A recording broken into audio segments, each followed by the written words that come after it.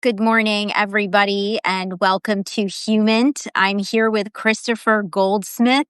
He has a Substack called On Offense with Kristofer Goldsmith, and we've done several stories together over the years. I think the last one was in 2023, where you were telling me about far-right groups infiltrating college campuses. We previously worked together when I was exposing the 20 some odd websites that Russian intelligence was secretly running as part of their disinformation operations in the United States. And some of them were targeting veterans. You were serving in Iraq, and you also focus on disinformation and extremism. So we have a history of having these really interesting conversations. It's so good to be with you now. And now we are in the second term of Trump's presidency. So let me just get started here. I wanted to ask you about the protests in Los Angeles first. It kind of seems like they've died down, even though Trump called in the National Guard, and, wondering what you think is going to happen this summer. I think that things have calmed down in California specifically because Donald Trump's attention has shifted away from California, first to Iran and now to the budget bill.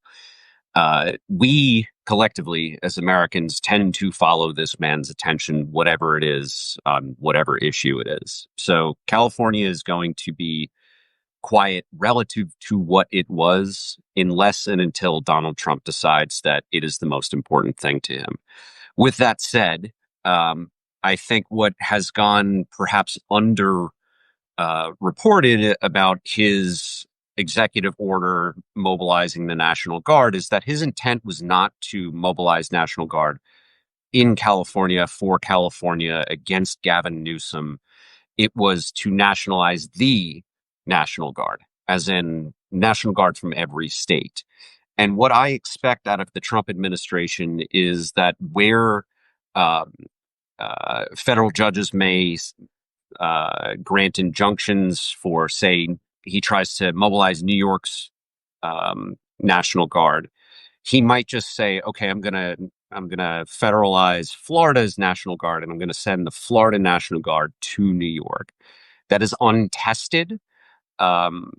The legal theory behind that, I think, is actually quite strong because it's basically like a silent piece of the law. There is no specific provision of Title X that stops a president from federalizing troops and sending them or federalizing National Guard from one state and sending them into another. So the ICE raids, the protests against them seem to have quieted down for now, but it's only just the very beginning of the summer. This is just the very beginning of what is historically the protest season. And I think that things will continue to heat up throughout the month of July and into August.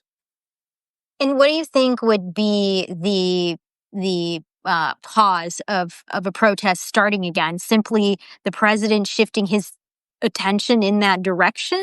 I mean, because I will say that a court wrote, quote, "The undisputed facts demonstrate that before the deployment of the National Guard, protesters pinned down several federal officers and threw concrete chunks, bottles of liquid, and other objects at officers. Protesters also damaged federal buildings and caused the closure of at least one federal building. A federal van was attacked by protesters who smashed in the van's windows." So was there any, I guess before we get into what else could be happening this summer, was there any legitimacy to the president calling in the National Guard when a court has made this decision? Yeah, I think that there's absolutely truth there in that observation of what was going on the ground in California. With that said, when the net effect of deploying troops is more agitation, it may be legally permissible, but is not perhaps the right or the best thing for Americans or for Californians. And I think that we have a president who understands that if he continues to ratchet things up, protesters will respond in kind. And this is something that authoritarians have done throughout history. This is nothing new. They create conflict to justify the use of state imposed force against the civilian populace. So, where are you expecting there to be protests that arise that could see violence, could see suppression, could see vandalism and all of the chaos? I mean, right now, the Republicans are debating the mega bill, trying to pass it by the July 4th deadline that Trump wants, and that allocates $30 billion to ICE. Yeah, I think it's going to be in blue cities and blue states. Donald Trump has been very clear about the way that he intends to use ICE. He sees it as a harassment tool against his perceived enemies, and he is going to do everything he can to pick fights with Democratic governors. And like I said before, I don't know if people were able to hear me. There's nothing to stop him from mobilizing, from federalizing National Guard from a red state that might have troops that are more willing to use force against Americans who live in blue states. Like he could federalize the Texas National Guard and send them to New York or California. So Are I you expect suggesting that a member of the Guard in Texas would act differently in a blue state as opposed to a red state? I do think that that is the America that we live in now.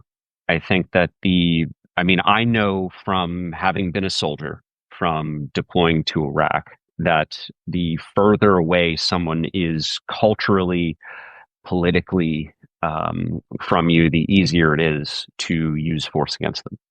Now, that's I know that there's a tremendous difference between someone who was born and raised in New York, like I was, and someone, the people of Iraq. But this is the reality that people who are serving in uniform today, while the vast majority of them are honorable and they join for the right reasons, ICE exists in a world where young people grew up, where Trumpism was normalized, where the dehumanization of immigrants was something that it was no longer a political taboo.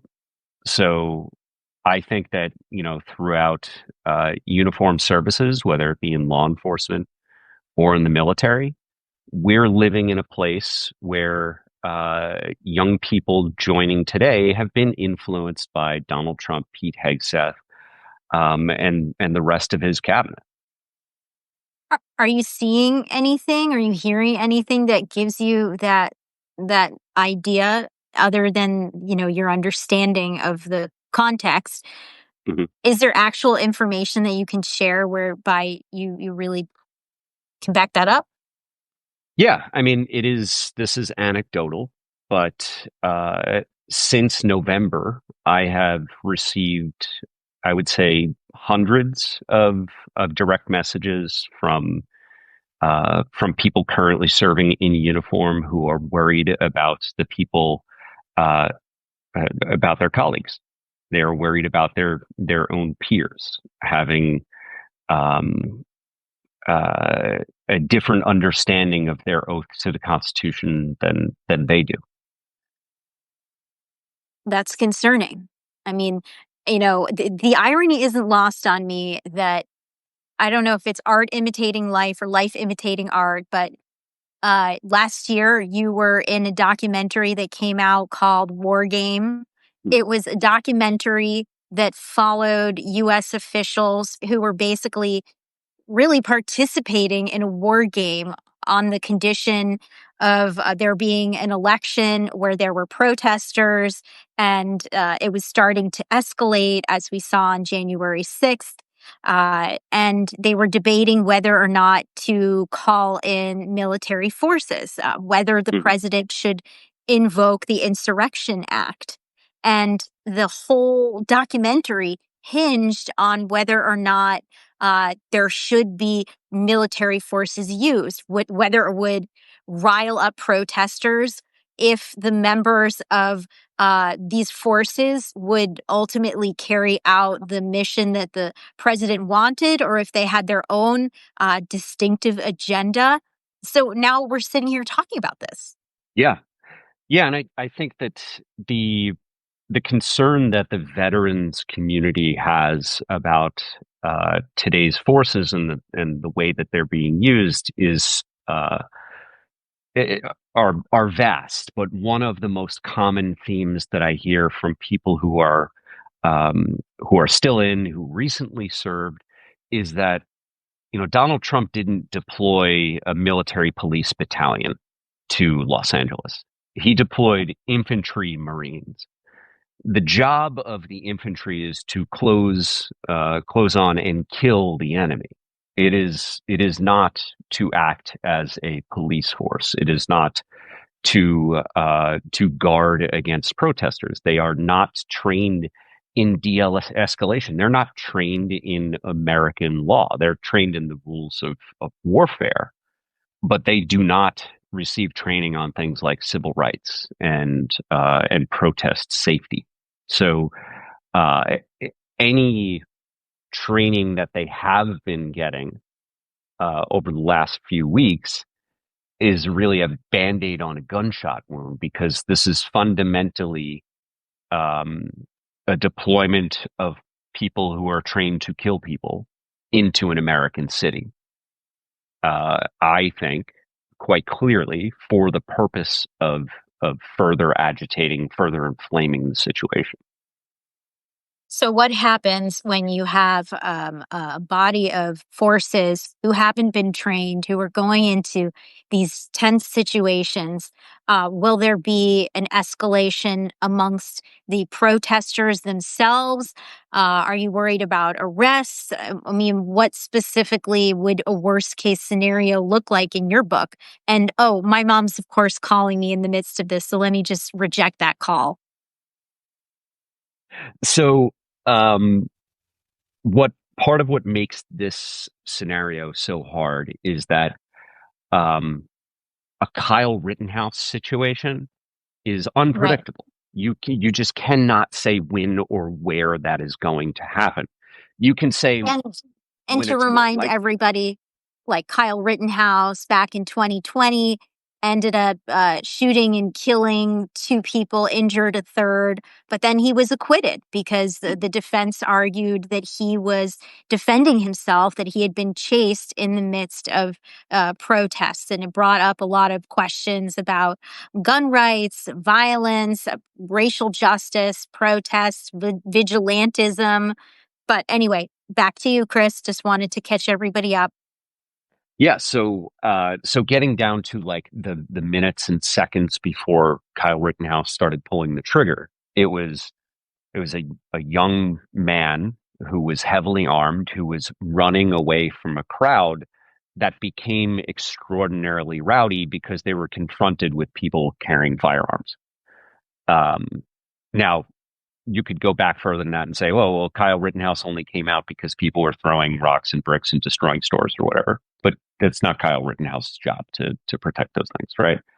What we are um, what we should expect to see is the greater the presentation of force, and that doesn't mean the use of force, but the presentation, the visualization of body armor, of firearms. The more that we see that come into a community, the more agitated that community is going to get.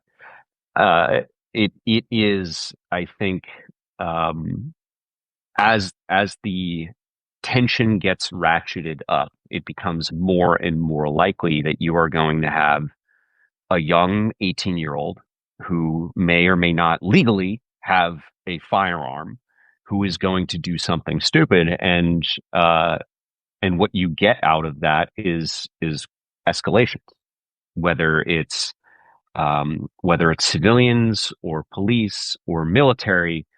If everyone has weapons, uh, and one round goes off, there are hundreds of decisions being made every second in the minds of all of these people. And a series of bad decisions just lets things kind of explode. In the military in Iraq, we call this the death bloom.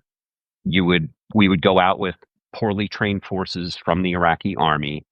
One person would accidentally pull the trigger of their AK-47, happened all the time, and then everybody would just start shooting because they got scared. And people would die because one idiot didn't know how to carry his firearm correctly and accidentally pulled the trigger. So those kinds of stupid mistakes, they scare people, and everyone responds, out of fear. And the potentials for cascading violence that come out of that are unpredictable and horrific to think about. And the Trump administration's argument here is that they are going to quell the protests to try to prevent the escalation, to prevent buildings from being torched, cars, violence between people. And so that side of things makes it seem like, well, we came here because look, there's violence. So they characterize it as a justification for why they are there. But then, of course, as you're describing it, this is what causes people to start to really act up in ways that we haven't seen in other places. And there have been a lot of other protests against the Trump administration, against his policies, against certain people, Elon Musk, and we haven't seen such escalation. So while I'm wondering right now, is there actual research on what leads to what? I personally haven't seen anything on that. I'm not sure if you have. So this is a lot of what I do as a threat analyst, is pattern recognition.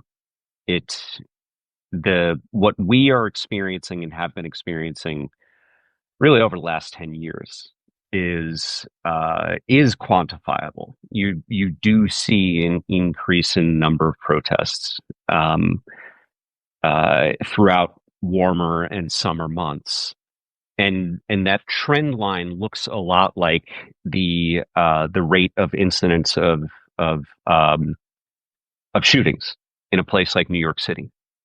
As the weather gets warmer, more people act up, more people are outside, more people are interacting with one another.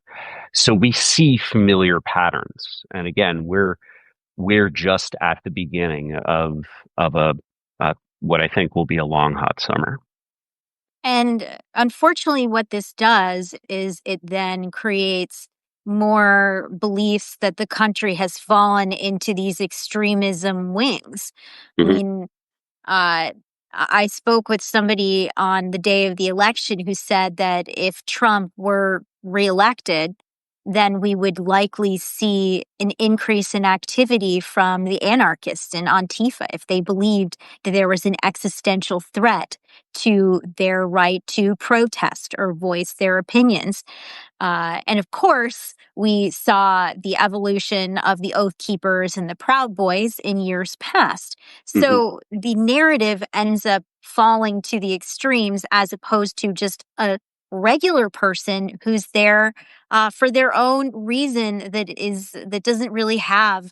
I can't say a political agenda because we are talking about politics here, but that don't have an ulterior motive is probably the Yeah. best way to put it. Yeah. And like the story that we did a couple of years ago, we're talking about the role of agitators. There are people who come to protests who may be dressed as the opposition to blend in, and they will start agitating against law enforcement or whoever's in uniform. They might start engaging in destruction of property or violence, and you see a mob mentality many times start to take over. During the George Floyd protests in 2020, I think there was I can't remember what city it came out of, but there was a man with an umbrella who came out and started smashing with a hammer the windows of an AutoZone. And even though that was caught on camera and these people were protesters were trying to interrogate him as someone who's obviously there to cause trouble, the result of that breaking of the windows of that business became what looked like a riot. It was more property destruction. And it was all because of one single individual who ratcheted things up that way. And I think that we can and should expect that type of agitator to try to sabotage protests or to try to amplify protests against, both local communities and law enforcement. And so, which movements or beliefs will the agitators be adhering to as they agitate? Are we talking about anarchists and Antifa, or are we talking about the Proud Boys? I will So, say that I went to Trump's military parade a couple weeks ago, and this was the same weekend as these ICE protests in LA. And when I was there, I saw people protesting peacefully against Trump. I recognized a woman who I had once profiled who had been part of Antifa, but there was no escalation. And frankly, I didn't see anybody from who I seem to identify as being Oath Keepers, Proud Boys, or any of the others that exist. Whereas they were so prominently featured before. Doesn't mean that they weren't there, but they certainly weren't recognizable. So mhm. we didn't see any drama in DC that weekend. Uh, and I'm trying to understand where you think we'll be seeing the agitator community coming from. Yeah, I think it will be, it won't just look this way, but it will be a lot more spontaneous than that. We have to remember why these protests are happening, because the Trump administration has given a quota to DHS to say that they need to deport thousands of people every day. They are going into places of work and they are treating citizens and non-citizens alike in ways that violate their civil rights. Um, we are seeing, people who are legally inside the United States, including American citizens, getting deported. Mothers being given the choice if they are undocumented but have American citizens as children, given the choice. You can either go to Guatemala and hope for the best, or you can, separate from your child here in the United States and hope that they get health care, or take your American citizen child to a country they've never been to before, right? The Trump administration is using force against American communities, and people are responding in kind. So, where does the agitation come from? There are going to be it's going to be multifaceted. What we saw with the attempted assassin in Butler, Pennsylvania, that was a Trump voting registered Republican who tried to kill a Republican candidate. A lot of people didn't understand it at the time. This is a person who, in online communities, um, uh, was engaging with material that was accelerationist in nature. Accelerationism is a fringe belief that society is going to collapse, and that these people can take actions to further that collapse, to speed along that collapse. Now, while most of that is rooted in far right, white supremacist beliefs, it's not exclusive to that. As far as the anarchist types go, um, uh, there is, I think it is just as unpredictable. You are probably going to see escalations against military or police uniformed or otherwise coming from that side. That tends to be um, more disorganized. It's just kind of a quality of the political left is they do not um, they do not like hierarchies, so they are less effective with their kind of like insurgent groups. That is opposed to the Oath Keepers who, have a rank structure and follow commands that's kind of built into the organizations themselves. Hmm. So it sounds like what you're saying is that because these are targeting uh, liberal cities with conservative policies, we are more likely to see extremism activity on the left. And then ultimately, what that does is legitimizes some of what the president and the administration say and do if things end up getting violent. Right? I mean, then it almost becomes a sort of justification after the fact. So I want to be careful about the way that we're framing this as a left right issue. What I think is also very likely is that we are going to see. We've had vigilante groups, the Oath Keepers and other unlawful militias like them doing things like patrolling the border. I do think that we are going to see far right individuals dressing like ICE, which is buying an ice patch off of Amazon and putting it on a vest. Now they look like a law enforcement officer, right?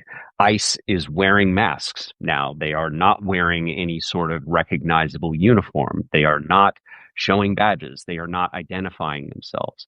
We have already seen uh, people dressing up like ICE agents, just wearing masks and attempting to kidnap people. We saw just a few weeks ago someone dress like a police officer and assassinate a member of Minnesota's House of Representatives and her husband and their dog and attempt to kill other Democrats. Right. So this isn't a left right issue.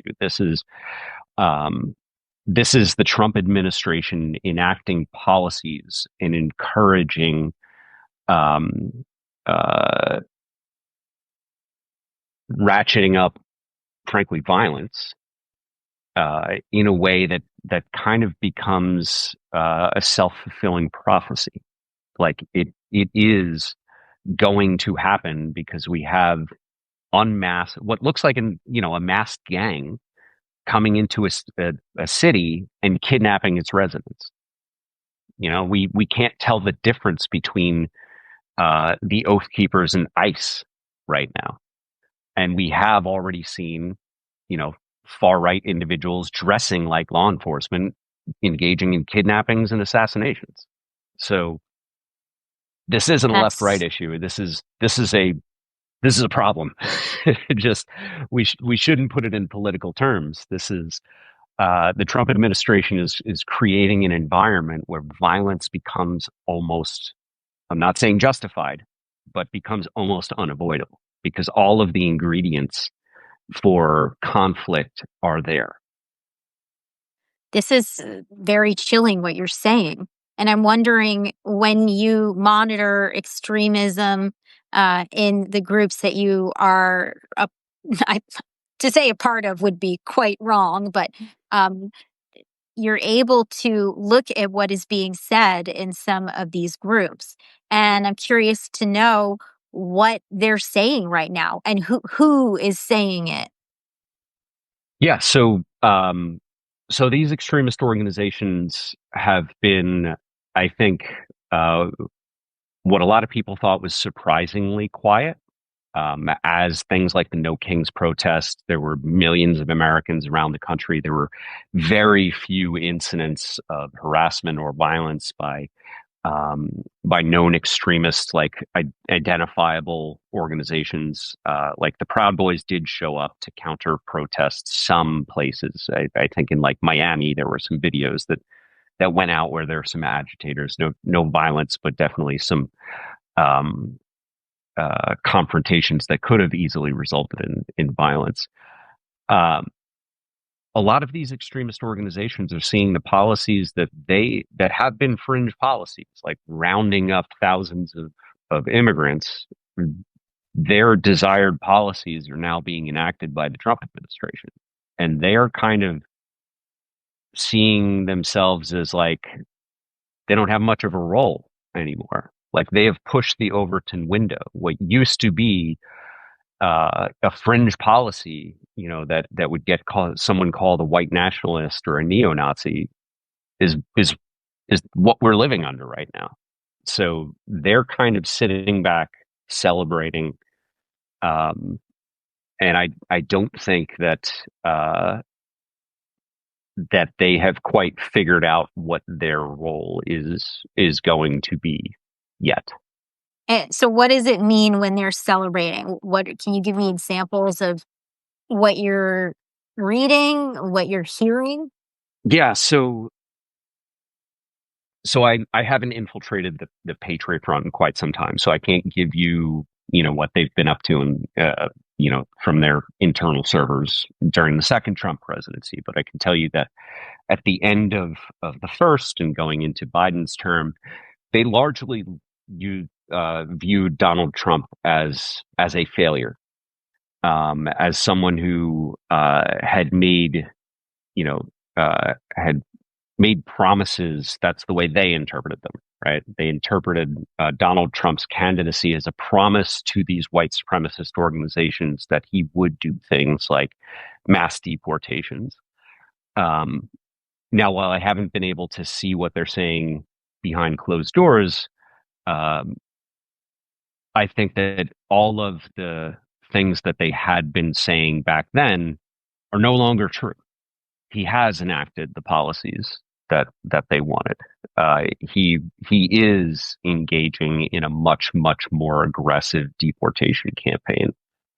So, these white supremacists, these white nationalist organizations are who used to do things like, try to push policies to end Roe versus Wade. That is part of like the white nationalist thing. Like that has already happened. Like they have seen major victories. Yeah, they mission accomplished on those policies. So what are they saying right now? Okay, so Patriot Front haven't been following, but what about the Oath Keepers, the Proud Boys, the what are they called again? Is it the 3%ers? Yeah, the three Or percenters. So oh, so they are. I think there's a belief. Um,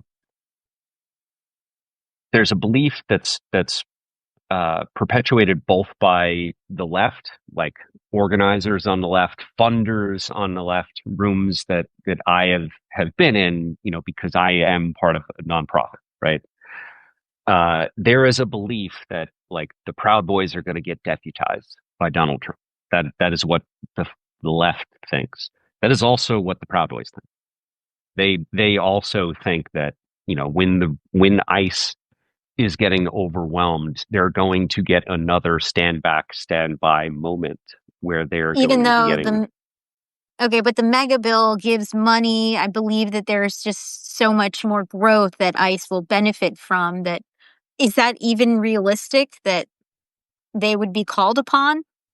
What I do you think? I don't I don't think it would be necessary, but again, I'm talking about the far left and the far right believe the same thing. Doesn't necessarily have to make sense or be true, but that is what they believe. Like they think that they're going to get a stand back, stand by moment. And to be Wow. clear, going back to that moment, I don't think Donald Trump did that on purpose. I think that was just word vomit, and the Proud Boys interpreted it that way. So I think the chances of something like that happening again is somewhat likely. I think that Donald Trump may say something that is interpreted by these extremist organizations as an order or as permission to enforce the law as they see fit. Hmm. And so it might be inadvertent, but it still could mobilize different groups to take different actions. And uh, in terms of the similarities in the beliefs, are there other places where you see uh, overlaps in some of the fears or hopes that these groups hold? I think that most of it has to do with the idea of deputization or of cooperation between law enforcement and these extremist organizations. And this is not unfounded.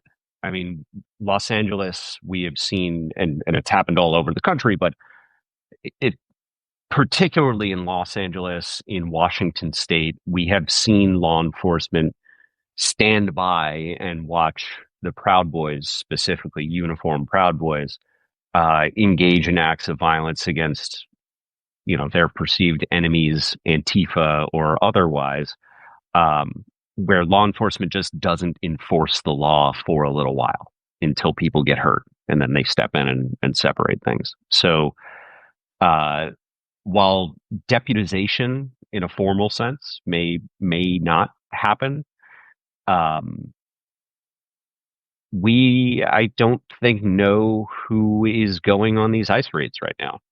We don't know for certain that that the Trump administration isn't contracting, an organization like Blackwater, um, a mercenary organization. There have been allegations um,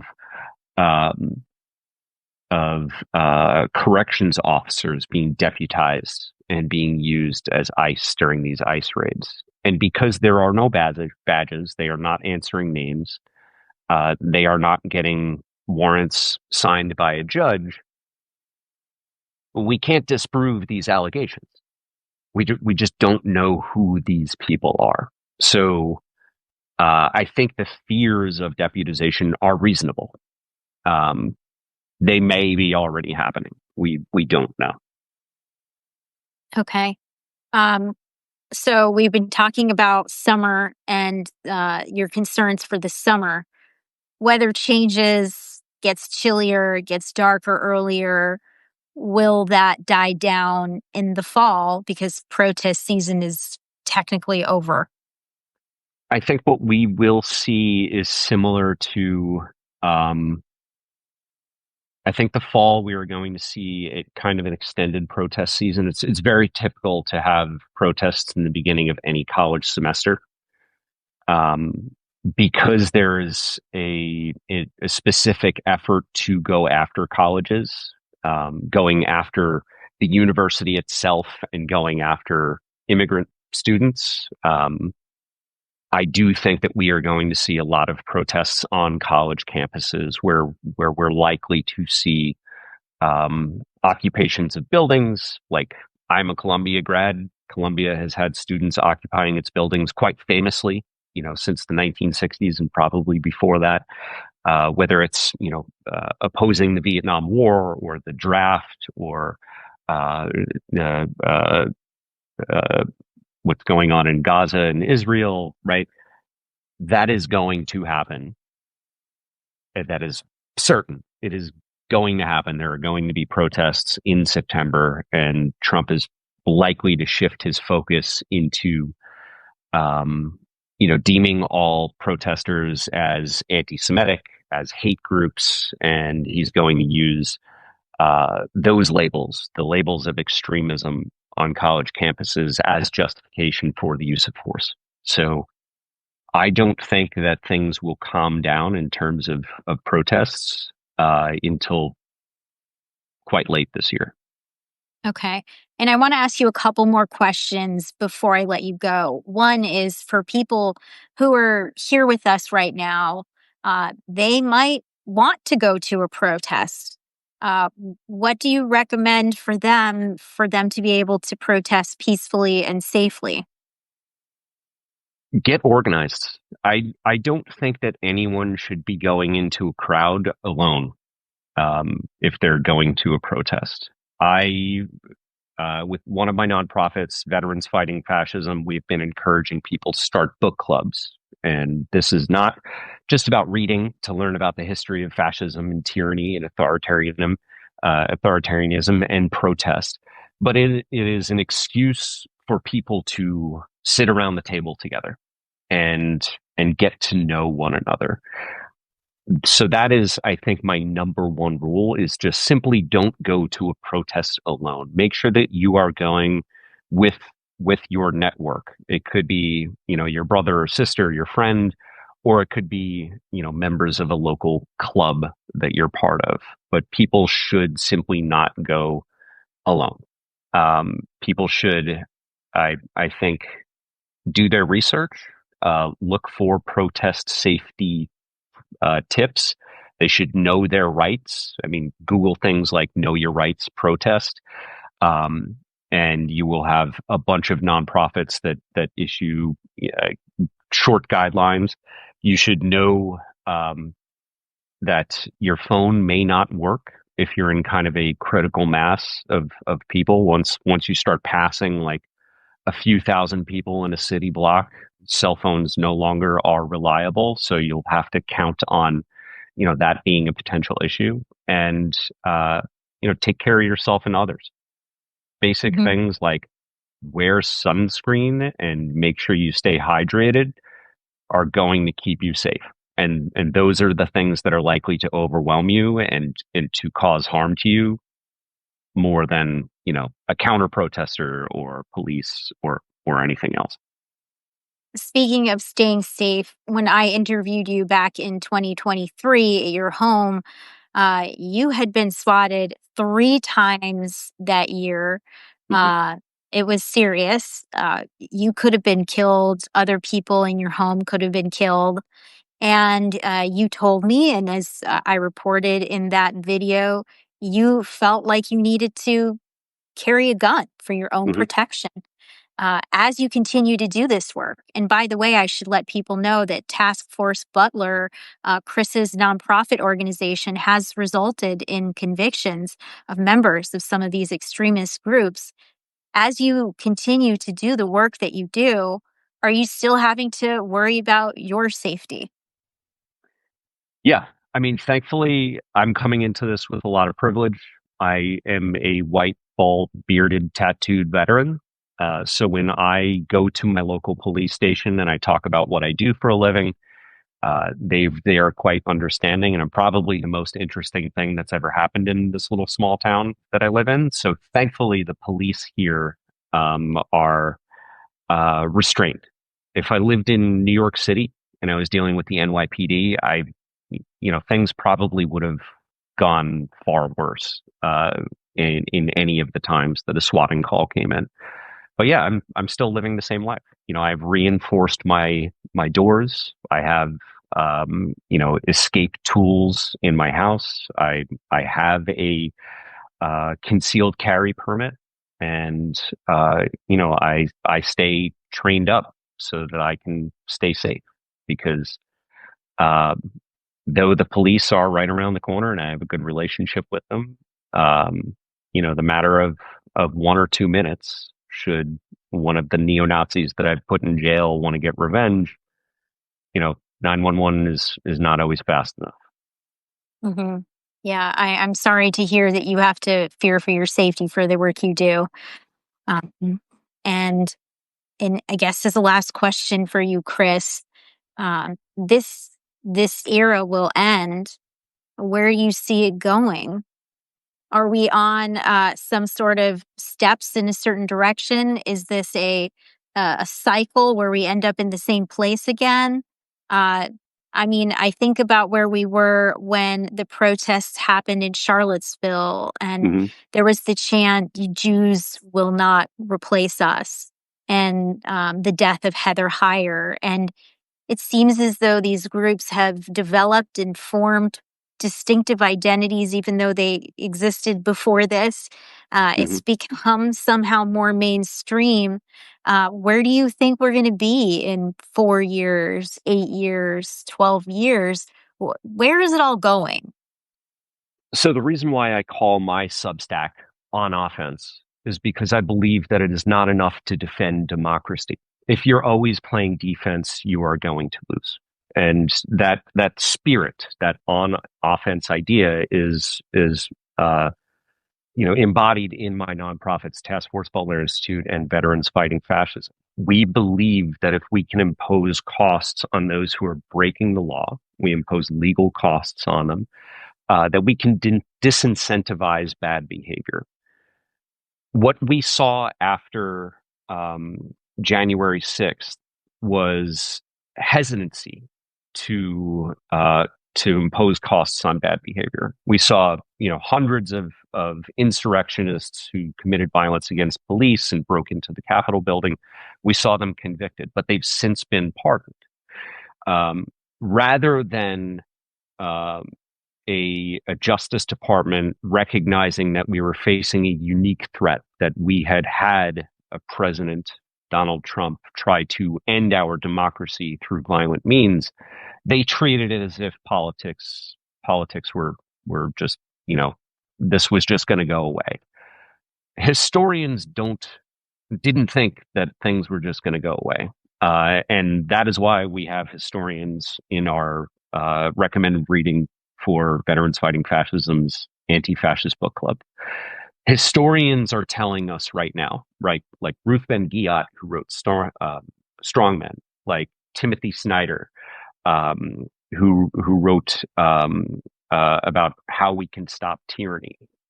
They are doing things like moving out of the country because they think we are on a glide path towards authoritarianism. So I am turning to them to help set my expectations. I think it is going to get worse before it gets better, but I think it's going to get better. And that is why I'm still in the fight. That's why I'm not moving to Canada. That is why I am encouraging people to organize locally. Because if you want to be an anti-fascist, and you want to fight fascism for real, you have to do it in your backyard. You can't just vote. You can't just be focused on what's going on in the Capitol and the White House. You have to know what's going on at your school board. Are there fascists trying to ban books about diversity at your local school board? Because you are more likely many times more likely to stop the fascists in your school board than you are in, the halls of power in Washington, D.C. So I know a lot of people, when they hear me speak, they think it's all doom and gloom, but it's not. I am hoping to get people prepared and inspired to recognize that patriotism is sticking by your country and our rule of law, and fighting for it in every legal way possible. Kris, I really appreciate you taking the time to share your perspective on offense, everybody. It's a really great Substack. Always appreciate getting more subscriptions. Him and me both, by the way. Really glad that we could figure out our tech issues from before. And, keep me posted and stay safe. Thanks a lot, Sasha. Have a good one.